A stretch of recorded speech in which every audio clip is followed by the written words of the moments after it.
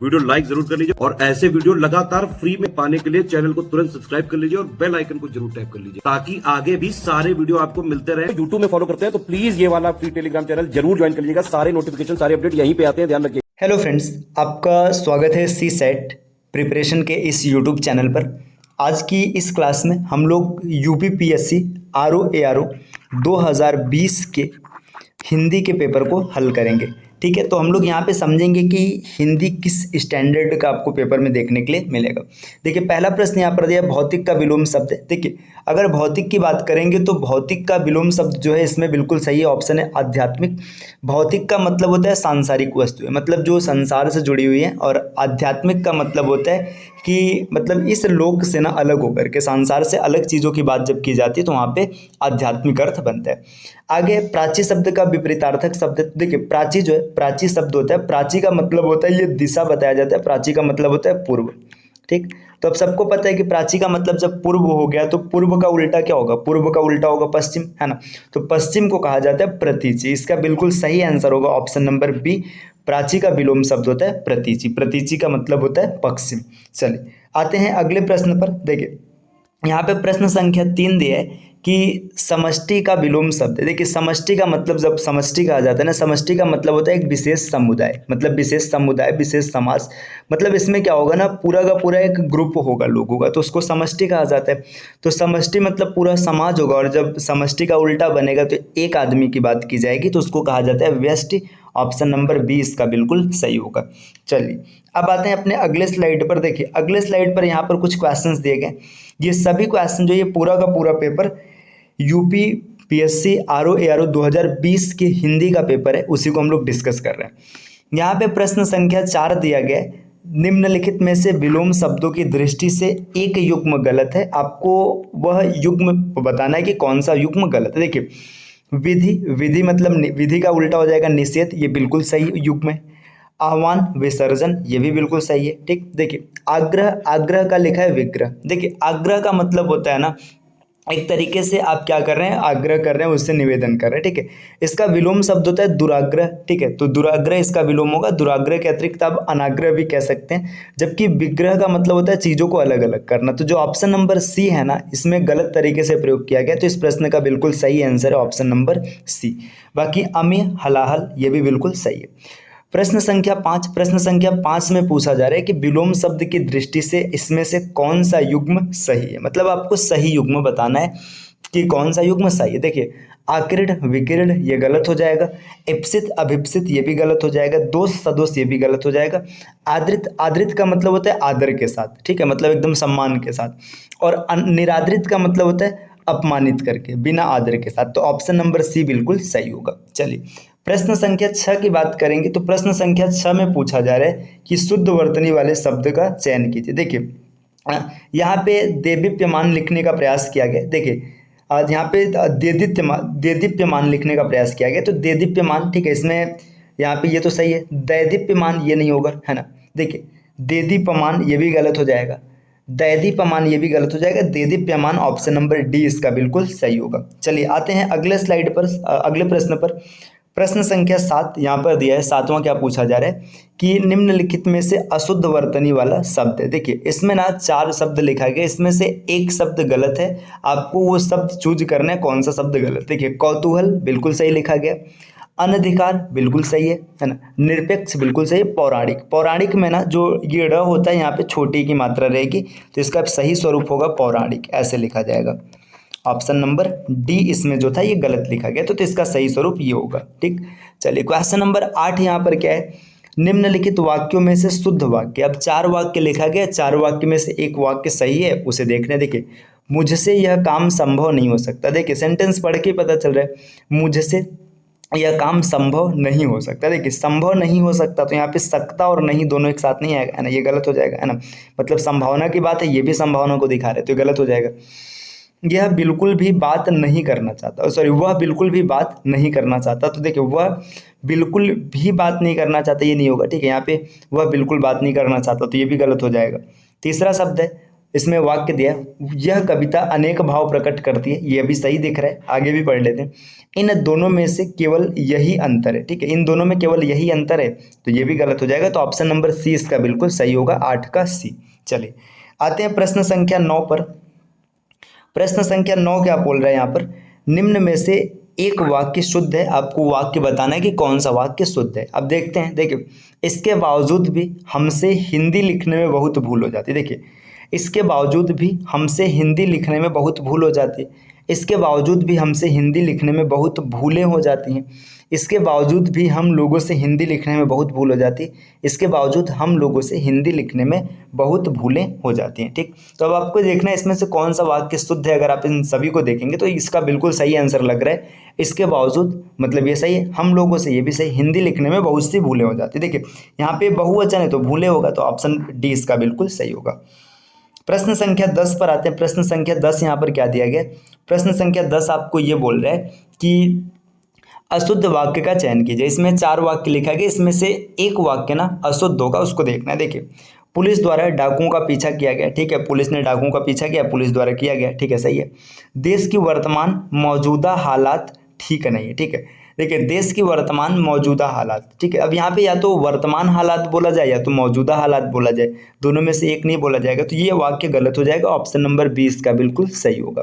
मैं पुस्तकालय में नित्य समय पर पहुँचता हूँ, सही है, तुम चिंता न करो मैं कोई ना कोई रास्ता निकाल लूँगा, ये भी बिल्कुल सही है।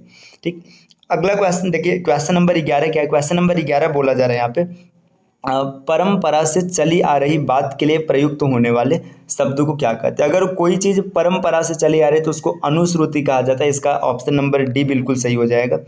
जिसके पास कुछ न हो उसके लिए क्या होता है, तो अकिंचन, अकिंचन मतलब जिसके पास कुछ भी नहीं है, ऑप्शन नंबर बी।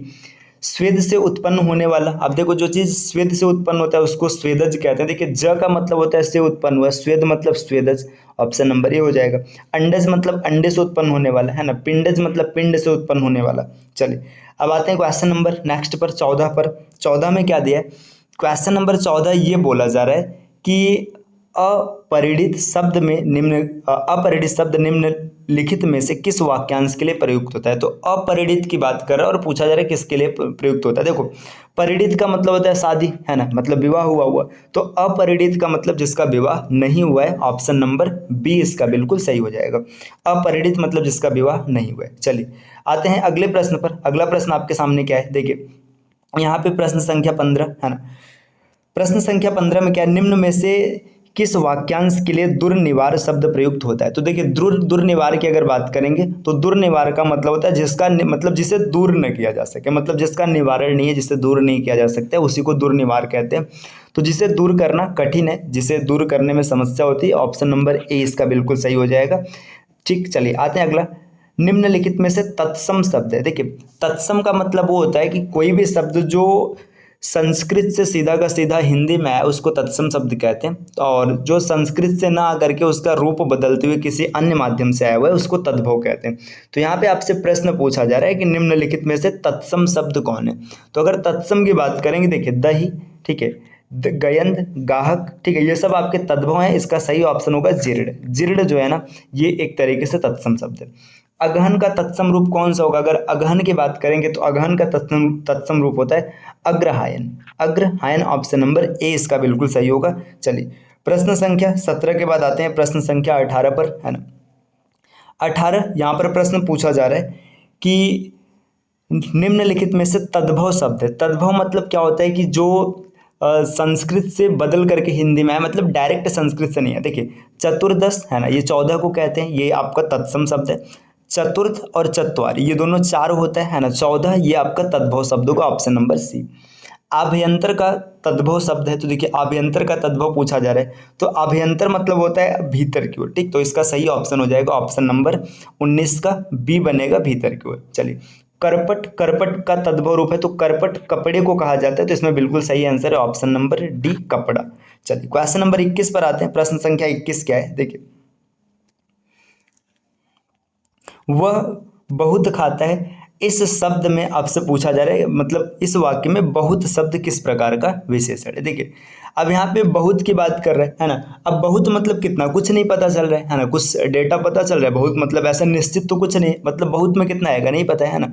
अब यहाँ पे संख्या के बारे में भी नहीं पता चल रहा है, तुलना की बात नहीं है। बहुत का मतलब अनिश्चित परिमाणवाचक, है ना, मतलब अनिश्चित है। परिमाण के बारे में बताया जा रहा है, लेकिन परिमाण कितना है ये नहीं पता है। चलिए आते हैं प्रश्न संख्या 22, है ना। प्रश्न संख्या 22 क्या पूछ रहा है, देखिए अगर हम लोग 22 को देखेंगे तो इसमें पूछा जा रहा है निम्नलिखित वाक्यों में से वह वाक्य चुनिए जिसमें गुणवाचक विशेषण का प्रयोग किया गया है। तो अब कौन सा ऐसा वाक्य है जिसमें गुणवाचक विशेषण का प्रयोग किया गया। गुणवाचक मतलब गुण बताया गया। देखिए वह नटखट बालक संगीत नहीं सुन रहा है। देखिए यहाँ पे बालक नटखट है ना, वहाँ बहुत से पक्षी उड़ रहे हैं, है ना, ये तो होगा नहीं, है ना।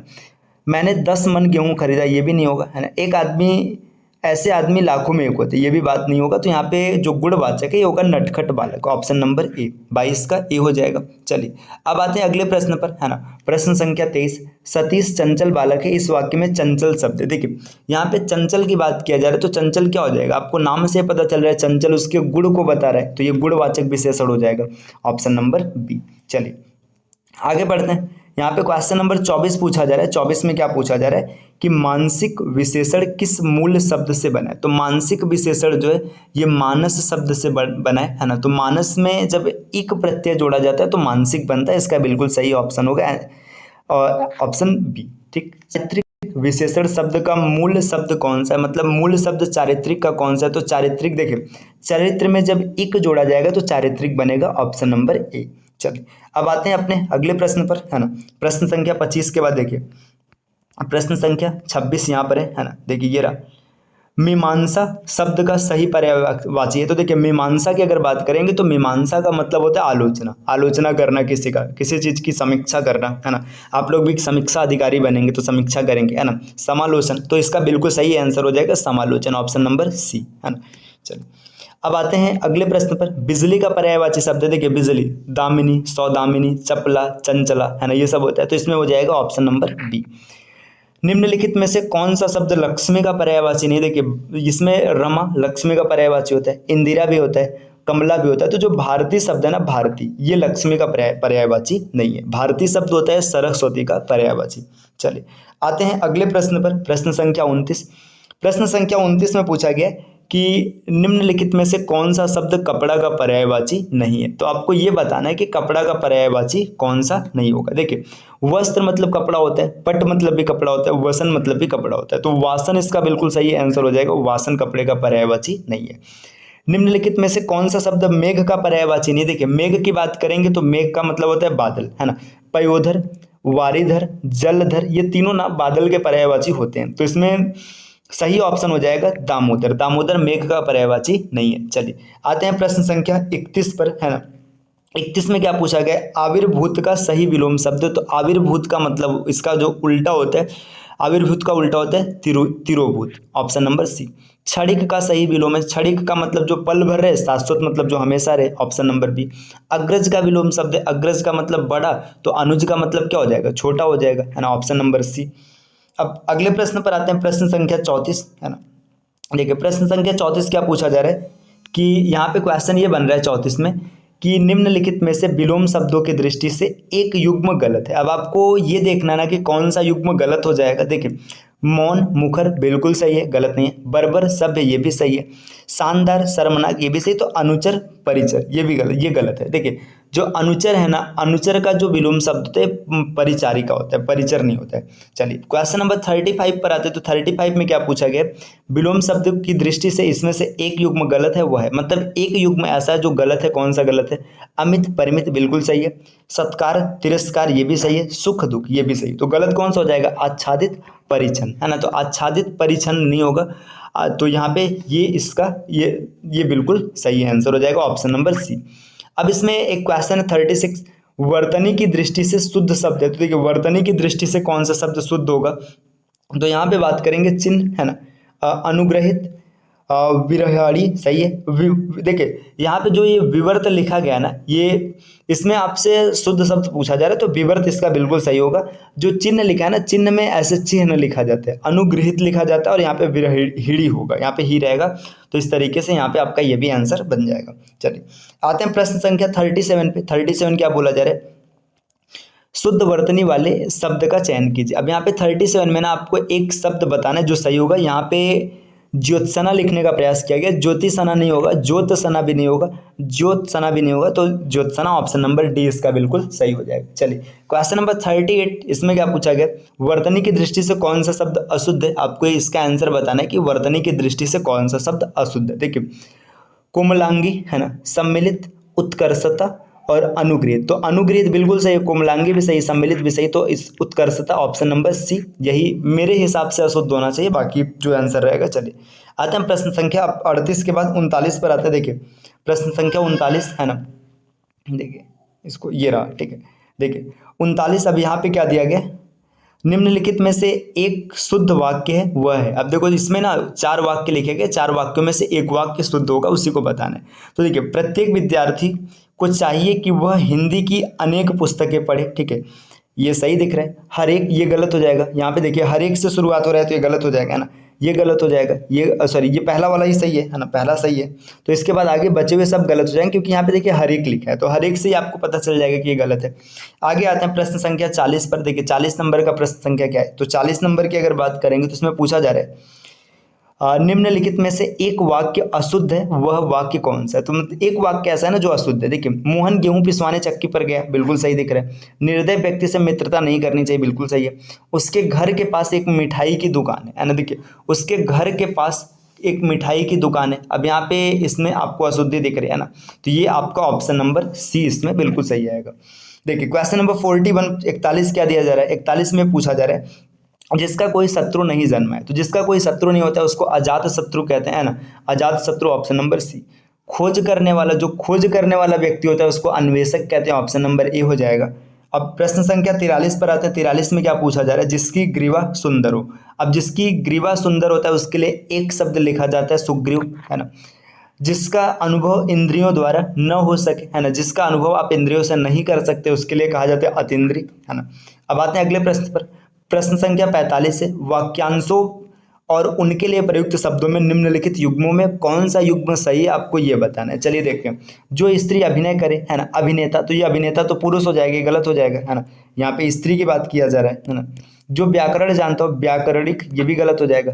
आंखों से परे अप्रत्यक्ष होता है, लौट कर आया हुआ प्रत्यागत, ऑप्शन नंबर डी इसका बिल्कुल सही होगा। प्रश्न संख्या 46 में क्या पूछा जा रहा है, 46 में पूछा जा रहा है आपसे, देखिए अब यहाँ पे निम्न में से कौन सा शब्द तत्सम है। तत्सम का मतलब सीधा का सीधा संस्कृत से उठाकर रखा गया, तो जो इसका बिल्कुल सही ऑप्शन है, देखिए उछा, उजला, उल्लू, ओष्ठ इसका बिल्कुल सही होगा, ऑप्शन नंबर डी। परिवा का तत्सम रूप है, मतलब तत्सम प्ररूप क्या होगा, तो परिवा का मतलब होगा प्रतिपदा, ऑप्शन नंबर सी 47, है ना। तत्सम तद्भव का जोड़ा। अभी 48 नंबर का क्वेश्चन क्या बनेगा, इसका आंसर आप कमेंट कीजिएगा, है ना। 48 नंबर के बाद और भी आगे बढ़ते हैं ना, ये 49, इसको भी आप कमेंट कीजिएगा। चलिए आते हैं इधर, है ना, 50 नंबर के क्वेश्चन पे। कपित का तद्भव रूप है, तो देखिए तत्सम तद्भव, इसमें से आपको इसका आंसर कमेंट करना। चलिए क्वेश्चन नंबर 51 पर आते हैं। अब इसमें पूछा जा रहा है निम्नलिखित शब्दों में से कौन सा गुणवाचक विशेषण है। अब आपको गुणवाचक विशेषण बताना है, तो गुण बताने के लिए देखिए 5वां ये तो क्रम को बताएगा, ये संख्या को बताएगा, या निश्चय है तो गुणवाचक हो जाएगा, उचित option number A. Question number 52 है ना, 52 में पूछा जा रहा है निम्नलिखित में से कौन सा शब्द विशेषण, कौन सा विशेषण संज्ञा से नहीं बना है ना। अब कौन सा विशेषण ऐसा जो संज्ञा से नहीं बना है, तो अगर बात करेंगे इसमें कौन सा ऐसा, देखिए श्रीमान, ठीक है, ये तो संज्ञा ही दिख रहा है। दान से दानी बन जाएगा, चमक से चमकीला बन जाएगा, सुंदर, ऑप्शन नंबर सी, ठीक। तो देखिए ये इस तरीके का पेपर कुछ हम लोगों को हिंदी में देखने के लिए मिला था। देखिए ये प्रश्न संख्या 53 है, इसको देख लीजिएगा। ये 54 प्रश्न संख्या है, 55 हो गया, 56 है ना, 57, 58, 59 और यहाँ पे 60, है ना। तो देखिए ROARO में हिंदी के कुल 60 प्रश्न आते हैं, तो ये 60 प्रश्न रहे, आप इसको देख लीजिए आराम से, है ना। अगर आप ROARO एग्जाम की कंप्लीट तैयारी करना चाहते हैं तो आप अभी इंस्टॉल कीजिए study for civil services application. वहाँ पर आपको ROARO की कंप्लीट हिंदी मात्र 49 रुपये में मिल जाएगी, जिसमें आपको पूरी हिंदी कराई जाएगी। और ये ROARO की हिंदी के संदर्भ में हम लोगों की दूसरी क्लास रही है। अगर आपने पहली क्लास नहीं देखा है तो आप उसको जा करके देख लीजिएगा। ठीक, आपसे मिलते हैं नेक्स्ट वीडियो में कुछ नए इन्फॉर्मेशन के साथ। तब तक के लिए take care, bye bye and thank you.